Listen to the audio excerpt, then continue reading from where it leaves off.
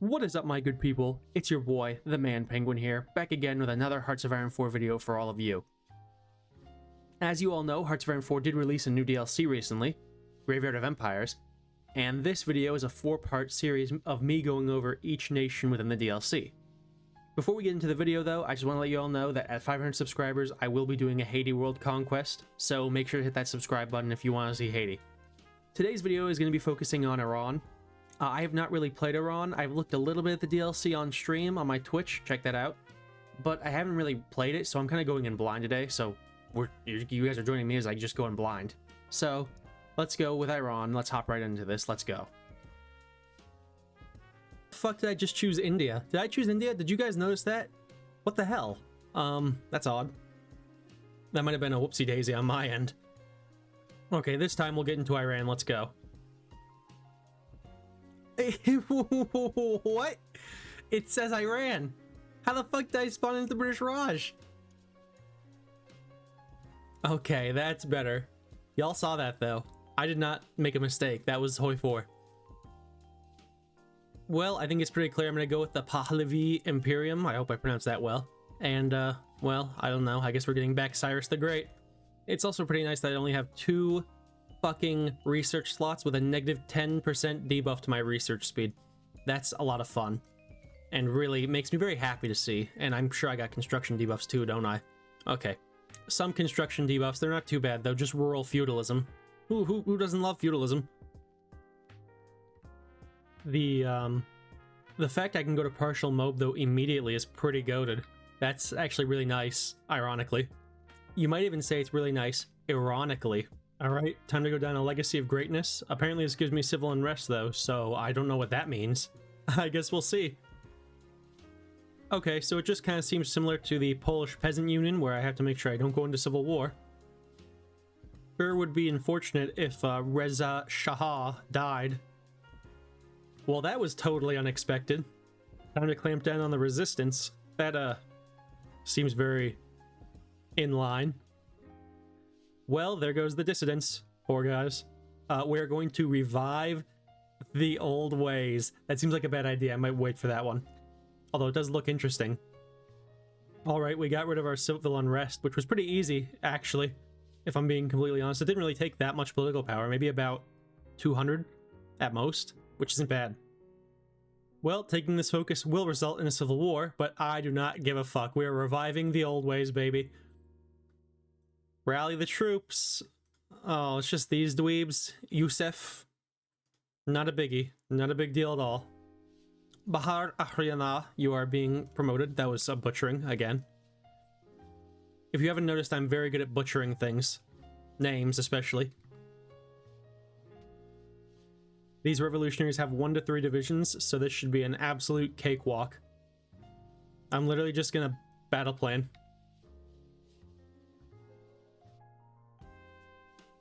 Easy peasy squeezy. 1, 2, 3-zy.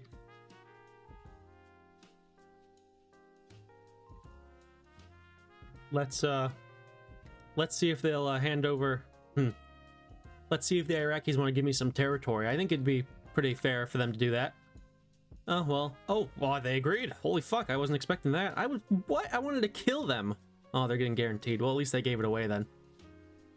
Well, time to demand Afghani territory as well. That'll go well, I'm sure.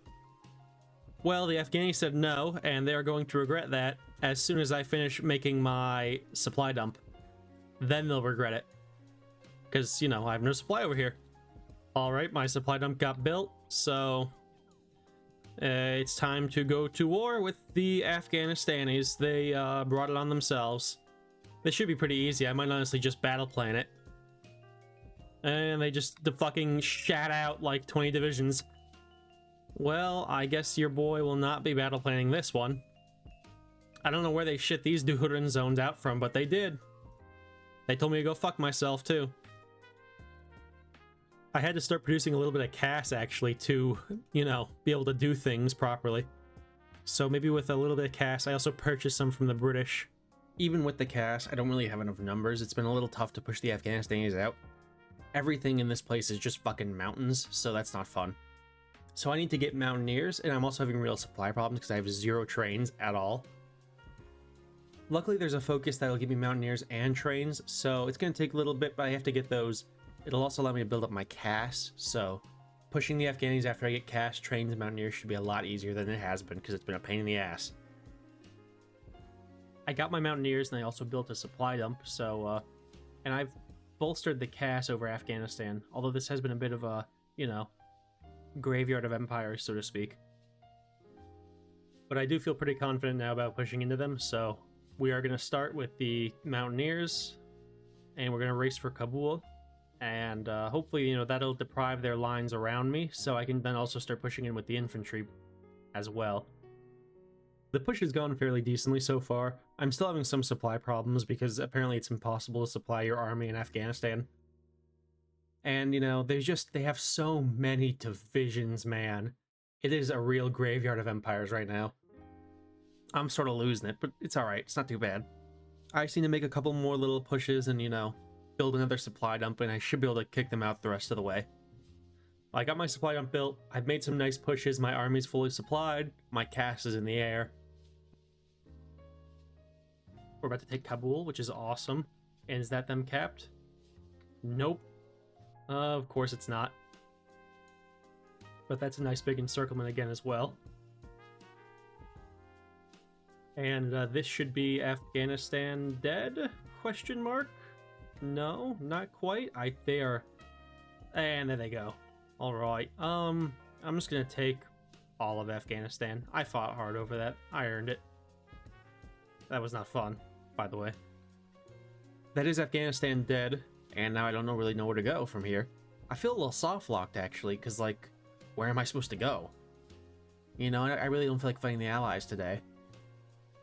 But, you know what? Maybe I'll look northwards and do something with the Soviets. I don't know. We'll see.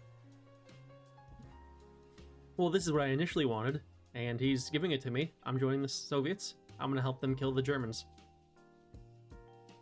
Effectively, is sort of the idea. Just gotta get through all of those things. Alright, Stalin, you're a lucky man. Now, where do you need the most help, buddy? You're good in the north. The south and the center are always a problem. It's definitely the center where he needs the most help. How did you get at war with the Japanese? Oh, did I accidentally accept your call, Stalin? I didn't mean to, I'm sorry. You weren't supposed to join that war, brother. Imagine being the Germans and you're, like, you know, stationed in frickin' Western Ukraine. And you're just standing there fighting the Soviets, and you hear a bunch of dudes speaking Russian, Ukrainian, fucking Iranian. Like, like, what are Iranians doing? But they're there, and they're helping the cause. Well, apparently getting divisions over here actually helps the Soviets hold pretty well. The casualties are alright. I've taken about 100,000, which isn't ideal, but, you know. I've dealt a decent chunk of casualties, probably about 450,000. With the help of my divisions, we are holding the line pretty well. Speaking of divisions, though, I should probably go into my templates. I forgot to do that earlier. This is what they look like. They're pretty simple. 20 width, you know, they do a job. And the Mountaineers don't look too different, although they are missing anti-air, which I'm going to add to them right now. And that's my Mountaineer divisions. 20 widths, you know, they're divisions and they do a job. The Soviets are making a really nice push, and I'm not even supporting them at all. They're doing this all on their own. Is there any air over them? Yeah, there's quite a bit. I was going to say I could put my CAS over to help, but I can't. My air is apparently absolute dog shit. Man, they might actually pull off an encirclement here. They're about to do it. They're about to, like, it's not technically a complete encirclement. They still have, what's it called? Ports. But they cut the front in half all on their own. That is impressive. I'm really proud of them. You gotta give the AI credit sometimes, and they deserve it there. Just pushing south a little bit. I pushed north a little bit with the infantry, but I couldn't get past the river that runs through Riga. I just couldn't break it at all. Even with CAS, I couldn't break it. So I'm pushing south now instead to see if I can maybe probe a little bit and make a little offensive. The offensive has developed really nicely in the south. Or, it's not really the south, you know, but like it's the south of where I was in comparison. It's really like the center, I guess. But either way, the offensive has developed very nicely, as you all can see. I'm pushing further than I was expecting. There's just basically no resistance at all. There's very little resistance at all in Poland or in Eastern Germany, so I'm just walking around, just doing a broad front offensive to take as much territory as possible. Alright, now let's see if we can walk into Berlin or not. Should be doable. Oh yeah, it's doable. They're not even in there. Beautiful. Absolutely stunning. As you all can tell, things have gone very well so far. The Germans are on the very back foot. I wouldn't even say they're on the back foot anymore. They're like in the grave, basically. They got all of their feet in the grave.